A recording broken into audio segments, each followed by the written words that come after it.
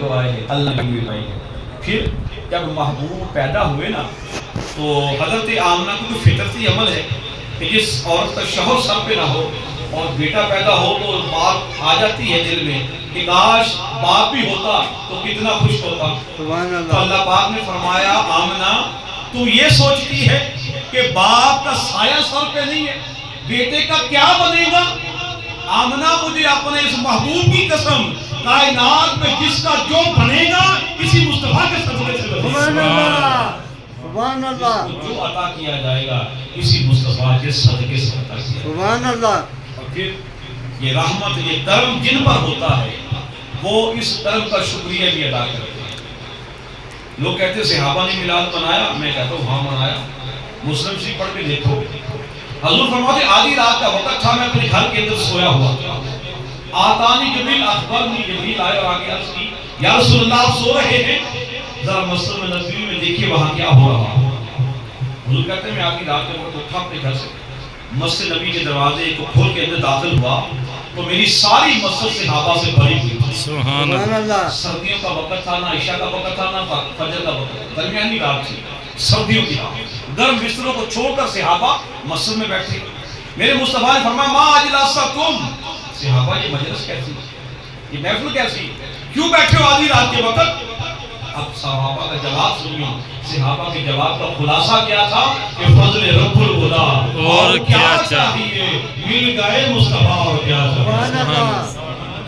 پوچھا ما اجلسکم، صحابہ جلسہ کیسا ہے، کیوں بیٹھے ہو آدھی رات کے وقت؟ اب وہ کوئی جہاد کے لیے نہیں بیٹھے تھے۔ اب سنو انہوں نے جواب دیا کیا، کہا جلسنا ندعو اللہ ونحمدہ، اے اللہ کے محبوب ہم آدھی رات کے وقت اس لیے بیٹھے ہیں کہ ہم اللہ کو پکار رہے ہیں، سبحان اللہ، اللہ کی ہم تو ثنا بیان کر رہے ہیں، اور سنیا ایک کام اسی اور بھی کر رہے ہیں، سبحان اللہ، وَمَنَّ عَلَيْنَا بِكَ، آپ کی ولادت پر آپ کا جشن منا رہے ہیں۔ سبحان اللہ۔ اب دیکھو صحابہ نے کہا آپ کی آمد پر جو اللہ نے کرم کیا ہے اس کرم کا شکریہ ادا کرنے کے لیے بیٹھے ہیں۔ آدھی رات کے وقت صحابہ مسجد میں آ کے مصطفیٰ کی آمد کا جشن منا رہے ہیں۔ میرے آقا نے پوچھا صحابہ مجھے قسم دو کیا تم میرا میلاد منا رہے تھے؟ عرض کیا واللہ الا اللہ، محبوب رب کی قسم ہم تیرا ذکر ہی کر رہے ہیں، اللہ کا شکر ادا کریں تیری ولادت ہوئی ہے، ہمیں جو ایمان ملا ہے تیری بدولت ملا ہے، تیری آمد نہ ہوتی ہمیں کیا پتا کعبہ کیا ہے، تیری ولادت نہ ہوتی ہمیں کیا پتا خدا کیا ہے، ہم خدا سے دور تھے، تیری آمد کا صدقہ ہے ہمیں کعبہ بھی ملا ہے، کعبے والا خدا بھی ملا ہے، سبحان اللہ۔ یہ تیری آمد کا صدقہ ہے ہمیں کعبہ بھی ملا ہے، اب کعبے والا خدا بھی ملا ہے۔ میرے محبوب نے فرمایا قسم کھاؤ، اسی کام کے لیے بیٹھے تھے صحابہ نے قسم کھائی آقا آپ کی قسم ہم اسی لیے بیٹھے تھے کہ آپ کا میلاد منا رہے تھے۔ سبحان اللہ۔ اب سنو اے فرش زمین پر میلاد منانے والوں، تمہاری قسمت کس عروج پہ ہوتی ہے؟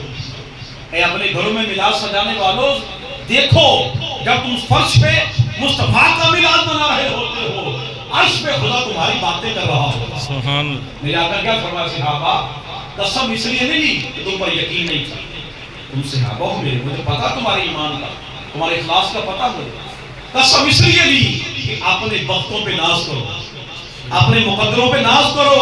اے فرش زمین پر میلاد منانے والوں عرش بری پر اب تمہیں یاد کر رہا ہوں۔ سبحان اللہ۔ ان اللہ یبایعک بکم الملائکہ، اللہ عرش کے فرشتوں کے سامنے تمہاری باتیں کر رہا ہے کہ فرشتوں وہ دیکھو یہ ہے وفادار امتی، ان کو یاد دیا ہے، نمک حرام نہیں، آدھی رات کو اٹھ کر بھی یاد کا میلاد منا رہے ہیں۔ سبحان اللہ۔ اب سوچئے وہ کون سی بات ہے جس پر اللہ فخر فرما رہا ہے؟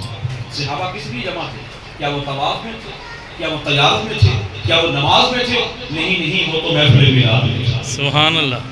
تو آج اہل سنت بھی یہ کام کرتا ہے، ہم بھی کاروبار کرتے ہیں، نوکری کرتے ہیں، رزق حلال کماتے ہیں، ارے سارے کام کرتے ہیں، ہم نماز بھی پڑھتے ہیں اور وقت نکال کر مصطفیٰ کو یاد بھی کرتے ہیں۔ سبحان اللہ۔ یہی انداز صحابہ کا تھا، صحابہ نمازیں بھی پڑھتے تھے، جہاد بھی کرتے تھے اور وقت نکال کر والضحیٰ کے چہرے کا ذکر خیر بھی کرتے تھے، واللیل کی زلفوں کا ذکر خیر بھی کرتے تھے، محبوب سے محبت کرتے تھے اور ان کا محفل میلاد منانا حضور کی محبت کا اظہار کرنا تھا. ہم 14 صدیاں بعد پیدا ہوئے, ہم نے یاد کو دیکھا نہیں, ہم بن دیکھے مصطفیٰ سے محبت کا اظہار کر رہے ہیں. سبحان اللہ. بن دیکھے جو محبت ہوتی ہے اس کا سیلا ہی الگ ہوتا ہے. اور حضور کو پتا تھا میرے غلام 14 صدیاں بعد مجھ سے محبت کریں گے, اور حضور نے اپنے غلاموں کو 14 صدیاں بعد آئیں گے, حضور نے ان کو پہلی مبارکباد دے دی. صحابہ سامنے بیٹھے, سرکار نے فرمایا صحابہ ایکم اعجب ایمانکم, مجھے بتاؤ تمہیں سب سے زیادہ کس کے ایمان پر تعجب ہے, کس کا ایمان اچھا لگتا ہے؟ تو صحابہ نے کہا الملائکہ, ہمیں فرشتوں کے ایمان پر تعجب ہے. ہمارا فرشتوں کے ایمان پر کیا تعجب, ان کے اندر تو اللہ نے گناہ کا مادہ نہیں رکھا, وہ ہر وقت خدا کو یاد کرتے رہتے, ان کے ایمان پر تعجب نہیں ہے. پھر کہا الانبیاء, ہمیں نبیوں کے ایمان پر تعجب ہے. ہمارا نبیوں کے ایمان پر کیا تعجب, وہ تو نبوت لے کر آتے ہیں, نبی خدا کو نہیں مانیں گے اور کون مانیں گے, نبیوں کے ایمان پر بھی تعجب نہیں ہے. پھر صحابہ نے کہا نحن یا رسول اللہ, آقا ہمیں اپنے ایمان پر تعجب ہے, ہمارا ایمان بڑا رفیع ہے, ہمارا ایمان بڑا عجیب ہے.